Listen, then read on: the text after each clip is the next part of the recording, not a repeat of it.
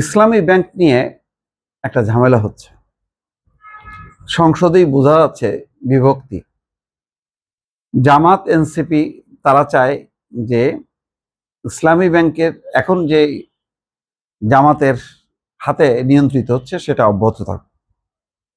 আগে ছিল তাদের হাতে, মাঝখানে শেখ হাসিনার সময় এস আলম গ্রুপ এটা ছিনায় নেয়, নিয়ে এটা যথেষ্ট পরিমাণ লুটপাট হয়েছে এবং পট পরিবর্তনের পর 5ই আগস্টের পট পরিবর্তনের পর দখল পাল্টা দখল হয়েছে। সরকার একটা অবস্থান নিতে চায়, সরকার এটা প্রফেশনালি দেখতে চায়।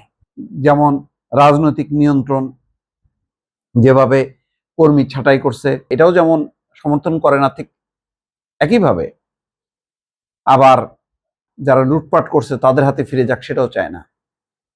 এরকম একটা টানাপোড়েন কিন্তু চলছে। আজকে এস আলম গ্রুপকে নিয়ে হাসনাতের প্রশ্নে অর্থমন্ত্রী বললেন সমঝোতার সুযোগ নেই। জামাত এবং এনসিপি তখন একাট্টা, তারা মিলে এখন বলতে চাচ্ছে যে এস আলম গ্রুপের হাতে ফিরাই দেওয়া হচ্ছে এবং ফিরাই যাতে দেওয়া হয় সে ধরনের আইন কানুন খসড়াও তৈরি করা হয়েছে।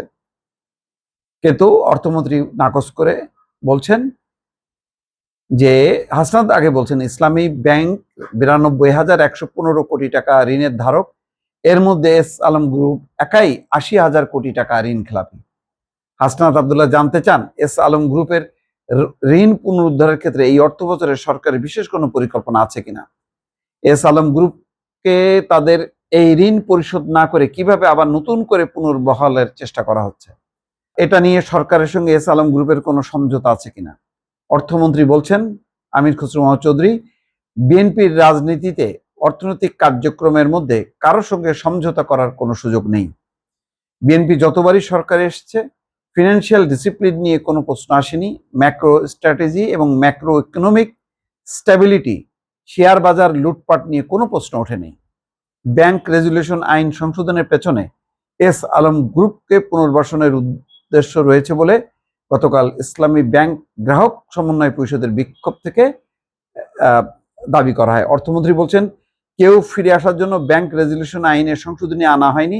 এই সংশোধনীকে তিনি নিউ অপরচুনিটি বা নিউ উইন্ডো হিসেবে অভিহিত করছেন।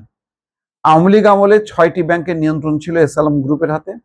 জুলাই অভ্যুত্থানে আওয়ামী লীগ ক্ষমতাচ্যুত হবার পর ব্যবসায়ী গোষ্ঠীটি এসব ব্যাংকের উপর নিয়ন্ত্রণ হারায়। এইসব ব্যাংক থেকে নামে বেনামে প্রায় 2 লাখ কোটি টাকা বের করার প্রমাণ পাওয়ার কথা জানিয়েছে বাংলাদেশ ব্যাংক।